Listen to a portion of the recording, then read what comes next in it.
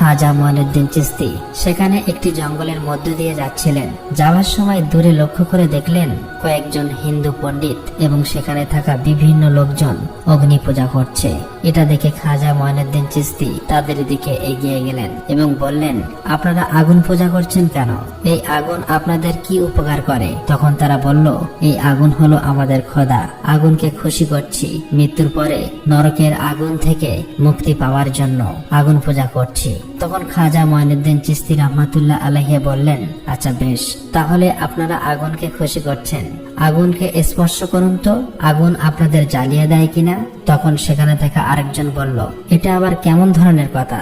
আগুনে হাত দিলে তো হাত পুড়েই যাবে। তখন খাজা মঈনুদ্দিন চিশতি বললেন, আপনারা এমন খোদার পূজা করেন যে ওই খোদা তোমাদেরকে পুড়িয়ে দেবে, কিন্তু আমি এমন এক খোদার পূজা করি যার হুকুমে আগুন ঠান্ডা হয়ে যায়। এই কথা শুনে সেখানে থাকা আরেকজন হিন্দু পণ্ডিত অট্টহাসি করে বলল, আগুনের ধর্ম তো পোড়ানো, আর আপনি যেহেতু বলছেন তাহলে আপনি আমাদের স্বচক্ষে দেখান।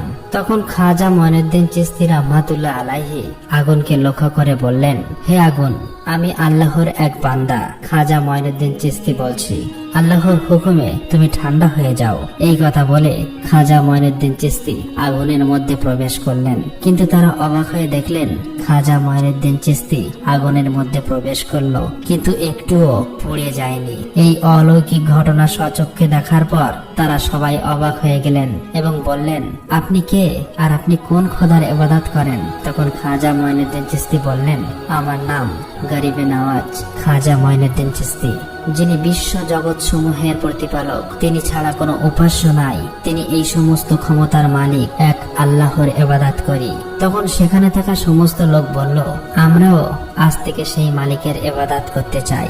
এই বলে সেখানে থাকা সমস্ত মানুষ ইসলাম ধর্ম গ্রহণ করে নিল। আর এভাবেই খাজা মঈনুদ্দিন চিশতি রাহমাতুল্লাহ আলাইহি ভারতবর্ষে এসে কোরআনের আলো দিয়ে ইসলাম ধর্ম প্রচার করলো। আল্লাহ তাআলার দেওয়া অলৌকিক ঘটনা দেখার পর কোটি কোটি হিন্দু ইসলাম ধর্ম গ্রহণ করেছিল, যা এক নজিরবিহীন দৃষ্টান্ত। আর এভাবেই সমগ্র ভারতে ইসলাম ধর্ম ছড়িয়ে পড়ল। তো প্রিয় বন্ধুরা, আপনারা যদি চান যে খাজা মঈনুদ্দিন চিশতি রাহমাতুল্লাহ আলাইহির মৃত্যুর পরে যেসব অলৌকিক ঘটনা ঘটে গিয়েছে তার পাঠ যদি আপনারা চান, অবশ্যই কমেন্ট বক্সে লিখবেন। আর আজ এই পর্যন্ত, ভিডিওটি কেমন লেগেছে অবশ্যই কমেন্ট করবেন। আসসালামু আলাইকুম।